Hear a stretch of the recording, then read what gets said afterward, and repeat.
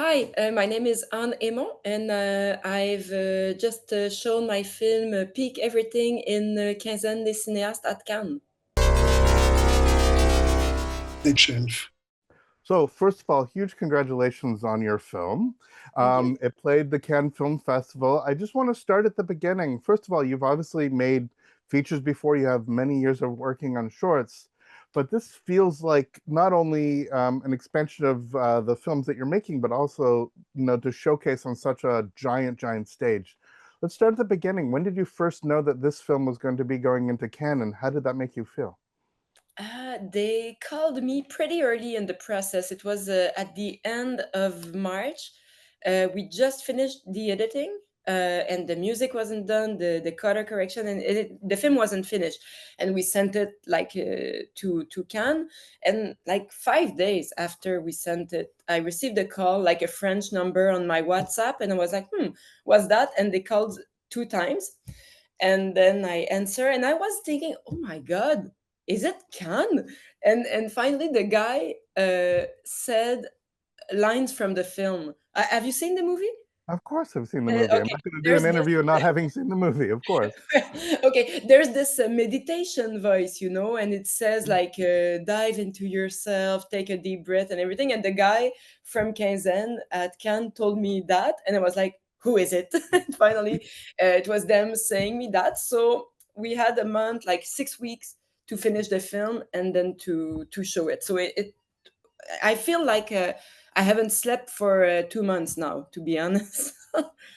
There's a legacy, obviously. I mean, we don't have to talk about Xavier, but there's a legacy of young Quebecois filmmakers being championed in France in a way they aren't necessarily in the rest of, frankly, English Canada or around the world. The Yeah. French really, really love a specific type of Quebecois humor. They see it as a little Timon Mignon, but they also see it as very engaging. I'm just wondering, for you navigating France as a Quebecois, what was that like? What did you find? Did you find that they were interested in how different you were, or interested in simply that it was another form of Francophile cinema? It's quite an interesting question, to be honest. I'm always happy to talk about the Xavier film because it was a great inspiration for a lot of us. To be honest, I'm older, quite older than Xavier, and when he arrived, He doesn't like that anybody's older than him, by the way. yeah, I know, I'm quite older. That's the truth, and he arrived like later than me and a lot of us with his films, and it was so liberating, to be honest. It was inspiring. So I'm thankful for that and his cinema. And it's interesting because it's a great question. It feels natural to show the film in France, to be honest. It feels like there's first, of course, the language, even though they need subtitles because they need French subtitles because they don't get the accent. But still, I think there's something quite natural and easier, maybe, in the communication and the humor and the characters. I even there in Cannes, I felt it was easier with the French press than the American press. I felt they got the movie better, and how it's not like I felt that in like USA they need to say, okay, it's a rom-com. They need to know what they are in front of, like clearly. And I don't say this to be mean. It's what I felt, and in France they were just okay, it's a drama, it's also a comedy, it's also romance, it can be a lot of things, and it felt easier to be understood there. But I is it think the culture? Is it, I don't know. you have to understand that English obviously borrows words. So the fact that we don't have a native word for mélange, for nuance, Yeah, oh yeah. right, Well, right. we borrow a lot of English word. Of course, well, you have la talk, but the fact of the matter is that the steamy, the fact that nuance is a French word that is often absent in English, I think, is very Yeah. indicative of what's going on here. Well, So, this is what I felt, but it's of not like course, scientific, and it's no, like a couple of interviews. So it's cinema. It's all yeah, about what you felt, and that's exactly why I asked the question. So let's talk about the production, because the production itself is bordering these two worlds. You're obviously shooting a bunch of stuff in and around Montreal, and then you're going to Sudbury, land of the tax credit. Yeah, I'm sick. I'm sorry about that. Yeah. No. Yes, you're going to Sudbury, land of the Ontario tax credit, the Northern Ontario tax Yeah. credit. If you could talk about setting the film, what stage of the development did you realize that the distance was going to be? First of all, that the divide was going to be between Anglo and Franco, and the Yeah. divide was going to be between Montreal and Northern Ontario. Was that simply for production reasons? It's not a criticism at all. Yeah. It's totally understandable, but why people shoot in Sudbury all the time.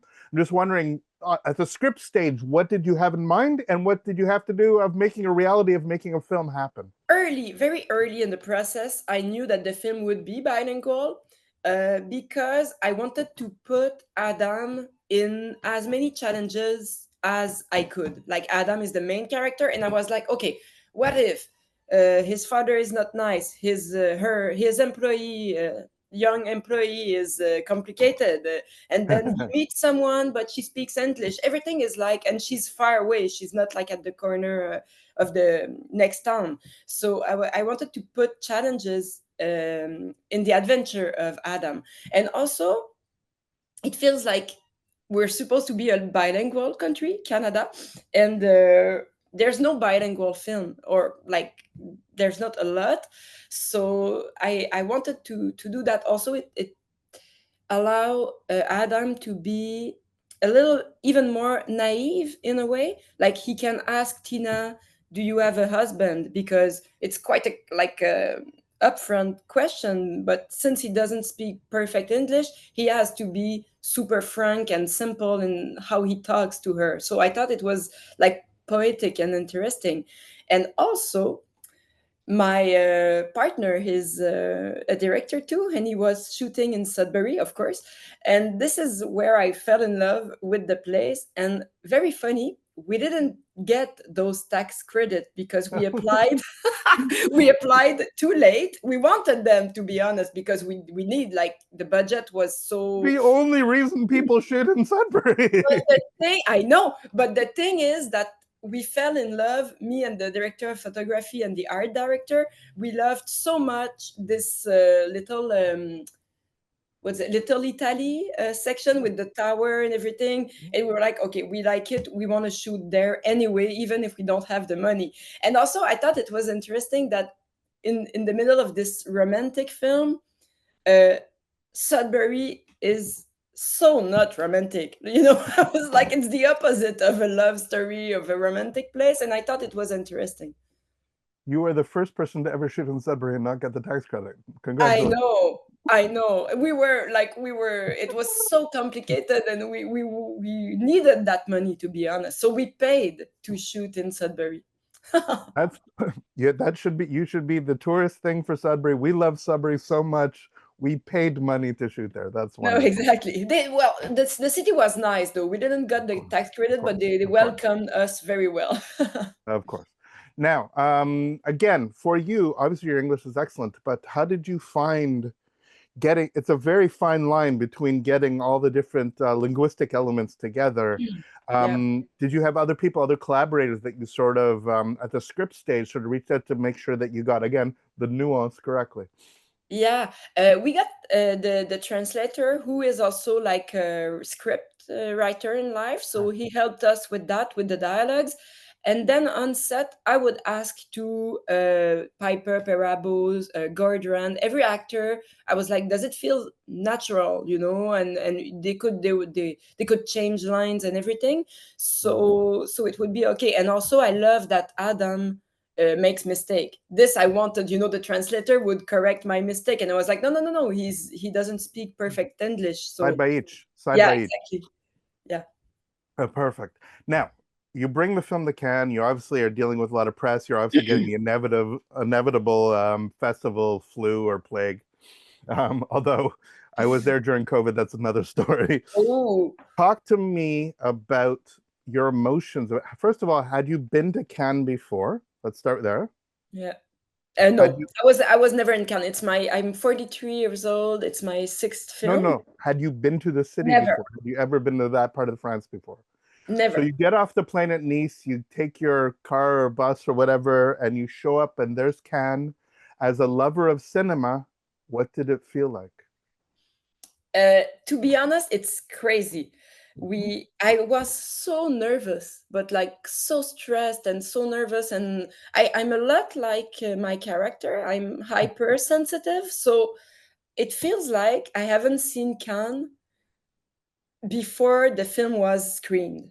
It's like for 4 days I was walking and going to interviews and going to do the stuff I had to do. Like there's a lot of protocols thing that you have to do to show your film there for like a couple of days. And I was like, oh yeah, there's the red stairs. Oh yeah, but I was so like stressed that once we showed the film, the screening went well. It was done. I remember that it was like 10:30 in the evening, and we walked from the Cinema Croisette to the bar where we had the party after, and I was like, "Oh my god, I'm in Cannes." I kind of Exactly. just I was like, "Oh my god, the red stair, it's amazing. I've been seeing that for like since I'm a kid." So, but before that, I couldn't realize what happened. I was so stressful, and I was like um, unfortunately in a lot into myself, like I need to sleep, oh my god, the dress, oh my god, it was I was Mm, super nervous. But then it was an amazing trip. A lot of people from the crew were there with us. We received excellent. a lot of love, and also it's a little bit over the top, to be honest. I'm like, I love film festivals and I love this like how amazing and great this event is, but the film is also about eco anxiety and how the world is changing. And being there, I was like, okay, I took a plane, I bought new clothes. I tried to be sober, but like to be too modest and don't buy too many things. But you know, the people there, the boats, the dress, the money, it's a little bit much. And I was thinking, I wish we can continue to keep those events in the future, but maybe we'll have to change some things. That's what I thought. Perfect, because exactly those two things, the majesty of it all and the ridiculousness of it all, I think is you've now had the perfect kind of experience. I mean, you had more perfect than many of us could dream of having Yeah. your own film there, but this is another story. This paradox, I have to pay 25 euros as an environmental charge to go as press. They charge us that, and then Tom Cruise jumps out of a plane. And I think Yeah, the no, carbon exactly. footprint of that is slightly higher than anything that I've paid to actually be there. Ça, c'est le can. The Yeah, paradox no, of the festival. it's a lot. I think it has to change like a little bit, to be Hmm. honest. Well, like a lot, probably. Yeah. Now, lots of people have dealt with the whole eco anxiety. Your film obviously sort of equates the complexities and the tragedies of love with a planet that's sort of tearing itself apart. It's very difficult to get that again, that nuance that it could be very silly or it could be very serious. It Yeah. could be very preachy or dogmatic, or it could be frivolous and just using that stuff as the background. I'm wondering, obviously at the script stage you have to be careful in performance, but clearly this came together editorially. Were there moments where you thought it was too far, you had to dial it back? If you could talk about just making sure that you got the balance right, about Yeah. getting this tone right. Yeah. I think, to be honest, I think the film is on a fine line. It's Exactly. somewhere, like you said. And to be honest, I don't know if we did it well. It's like it's so early, and I'm like, okay, what I think is that maybe the tone is not for everyone, because you cannot put the film in a case. You cannot say, oh, it's a rom-com. That's not what it is. You can't say even it's like a catastrophe film. It's like somewhere in between. Mm. And this is what I wanted to do. I think we are, all of us, overwhelmed. We don't get the world we live in, to be honest. Like, around me, nobody understand. I'm like in the middle of that. I'm like, AI, climate change, even like I'm back on Instagram right now because of the promotion of the film. They asked me to be back there, and I'm like, oh my god, what happened? Like it's a lot. So I don't get the world we are in. So I wanted the The film to world the world is burning, and we're worrying about how big your high heels are when you climb a red carpet. I mean, this is exactly. It's totally crazy. So I wanted the film to reflect this confusion. Can you like this yeah, feeling yeah. of being overwhelmed? So I think it's my less serious film. It can be quite.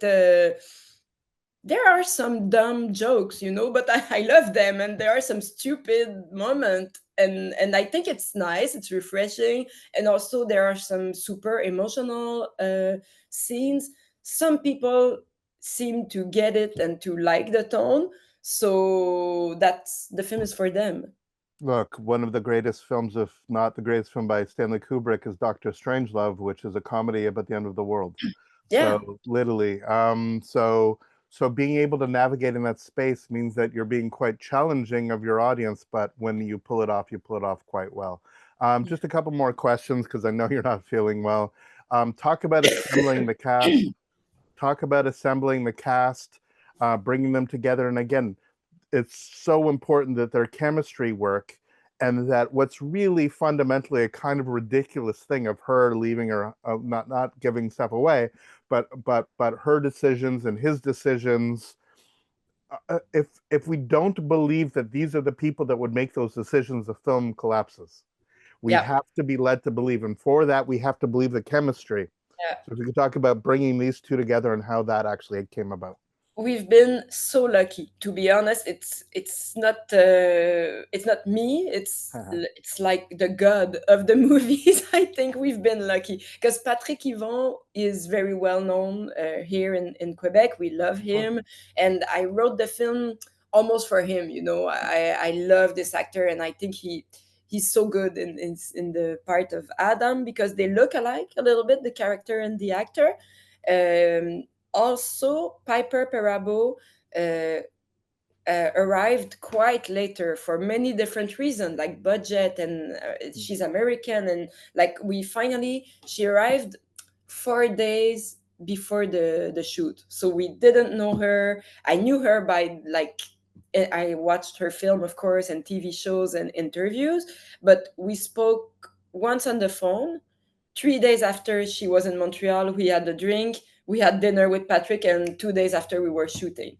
You understand how perfect this is that you cast somebody who's a voice on the phone that you fall in love with, or on Yeah, the phone for the first time. yeah, I You told see that. her. I told her we were supposed to Zoom, and finally the electricity was gone in her building in New York. So we spoke on the phone, and I was like, "I love your voice. I'm falling in love right now, like in the film, because she has like this." Not like me now. She has she had a very nice voice, and we've been Right. so lucky because the chemistry is that we feel on screen is real. To be honest, those two, they were in Cannes 2 days ago. It's like they never left. It's like they Mm. became friends so fast, and they like each other, and they laugh a lot, and they have their own inside jokes that nobody get on the on the crew. We were like, what are they talking about? But they have so much fun together. It's pure luck. Amazing. And then finally, what you get to relax now a little bit, but the film is rolling out. The film is doing all this stuff. What lessons do you think you will take away from attending a festival like Cannes? What, if anything, do you think will do to reshape your next film? Or is it something that you just see as this was an experience separate from the filmmaking process above? In other words, you can't make films to appease certain audiences. You have to make the films that you need to make, Yeah. and whatever happens to them happens to them. Um, I for now I'm what I know is that I feel like full of like energy and love. Well, not energy because now I'm sick, but like in 3 days I'll be back on track, and I'm full of I truffle gnocchi, so this is what I'm full from. yeah, no, exactly. And I enjoyed the moment. I watched many good films that were like What did you see? Did you see anything that you loved? I saw the Palme d'Or. Ah, Uh, the Panahi. Yeah, exactly. It's amazing. I saw Yes by Hmm? Nadav Lapid. What a Did crazy movie. you see it? I was Crazy. there. I was probably sitting with you. Yeah, Oh there you yeah, go. okay. Crazy good. I think Mhm. those were my two highlights. I would say. I watched the beginning of Julia Ducournau Alpha, but I got a panic attack. It never happened to me, but I had to leave after Oh my an God. hour. But Be- anyway, because of the film or because of your life? mix between the film and someone in the theater in the Grand Palais had the art problem during the premiere. Oh my God. So they would scream, help him and help him, but they wouldn't cut the film. So I slept like 2 hours the night before because of, anyway, I was like, I have to get out of here. I thought we were like under attack. I thought there was like a terrorism thing, and Oh my God. I run away. So You are Cannes is having very, all the Cannes experiences all at once. This is actually it's confirming. very By the way, intense. the film's terrible, but we can discuss that another time. Well, after, like, to be honest, after 45 minutes, I was like, oh, what's that? But I was like, oh, maybe I'm so tired, and No, no, no, I no, heard no, then that no. nobody Critic, liked it. critic, Okay. film critic. I promise you. I promise you. And what you think is that every film that can is going to be a masterpiece, and you see it like, why is it? So Yeah, well, it's not true. There are some masterpieces in Cannes, but not all of them. Yeah, I know. But it's one of, because you're asking me what I've learned. Mm, I've learned that you need to be quite solid, because mm, we had a great screening for the premiere, and then the reviews are good overall, blah blah blah. So we had a nice welcome, and it was at Kaizen. It was like this mm, chill section, But I yeah, saw Julia Ducournau walking the stairs with the team, and how big and protocolar and like serious it is, and I was like, huh, wow, you have to be like strong to be there, because you never know what will happen. The entire world, I felt it's a risk, it's a nice risk, but it is, you need to say, okay, I'm not my film, I'm a person, and I'm not my film. And if the entire world is hating it, they don't hate me, they hate the film. And you have to be like quite yeah, strong, and yeah, try to find your I don't know, your inner life, to that go through is that. That's what I felt. that is so perfect and so beautiful and so important for other people to keep in mind. Yeah, Congratulations on finding your inner life, your inner strength. thank Huge you. congratulations on the film, and thank you so much for taking time for this conversation. I really appreciate it. Thank you. I'll get better for the next interview with you. All the best. Thanks. Bye.